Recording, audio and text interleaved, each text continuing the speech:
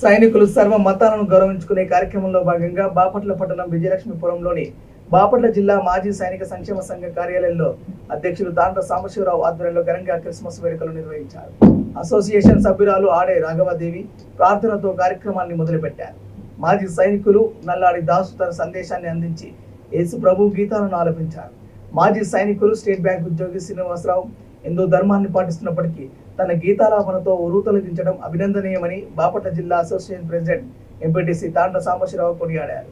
MPTC తాండ్ర మాట్లాడుతూ ఈ లోకంలోని సమస్త మానవాళి పాపాలను కడగడానికి ప్రభు అయిన క్రీస్తు తన రక్తాన్ని చిందించడం గొప్ప విషయమని అన్నారు.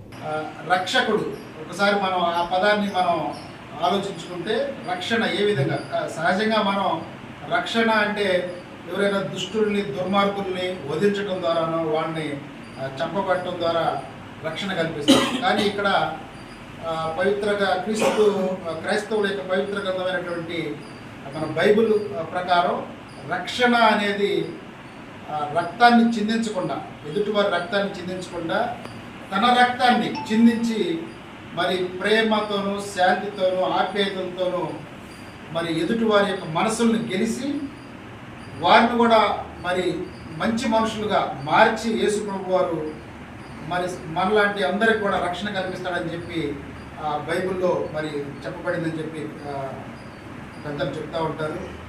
దానికి అనుకూలంగా మరి యేసు ప్రభు వారిని కూడా తీసుకుంటే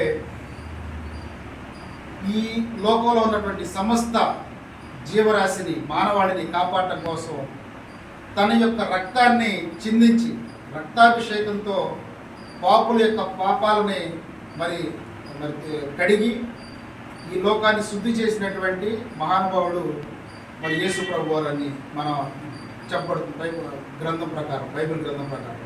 మరి అలాంటి మహిమగల దేవుడు ఎవరైతే మన భారతదేశంలో విభిన్న జాతులు విభిన్న మతాలు ఉన్నప్పటికీ కొన్ని కోట్ల మంది క్రీస్తు వారిని విశ్వసించేవారు, విశ్వాసులు చాలామంది ఉండటం చాలా గొప్ప విషయం.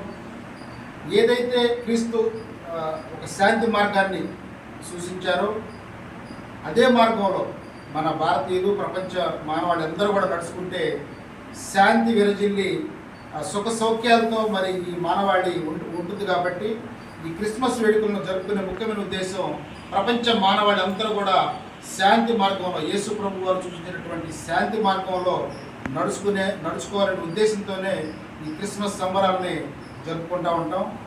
25 డిసెంబర్ రోజున మరి యేసు ప్రభు వారు జన్మించినట్టు చెప్తూ ఉంటారు. ఆ రోజు పవిత్రమైనటువంటి మరి రోజుగా చెప్పుకుంటాం. విశ్వాసులు అంటే యేసు ప్రభు వారికి ఇన్ని కోట్ల మంది విశ్వాసులు పెరగడానికి కూడా కారణం ఒక వ్యక్తి చనిపోయిన తర్వాత మరలా పుట్టినటువంటి దాఖలాలు ఎక్కడా లేవు. అయితే యేసు ప్రభు వారు ఒక్కరే మరి కొంతమంది పాపుల ద్వారా శిక్షింపబడి ఈ లోకంలో ఉన్న పాపుల యొక్క పాపాలను కడిగించడం కోసం తన రక్తాన్ని చిందించి మరి సిలువ వేయబడి మరి మరణించడం, మరి 3వ రోజు మరలా తిరిగి లెగవటం, అది చాలా గొప్ప విషయం. అలాంటి మరి పవిత్ర గ్రంథం బైబిల్ ప్రకారం పునరుజ్జీవం కూడా చేసుకున్నాడు. కాబట్టి మరి నమ్మశక్యమైనటువంటి దేవుడుగా మరి ప్రపంచ మానవాళి అందరూ నమ్ముతూ ఉంటారు.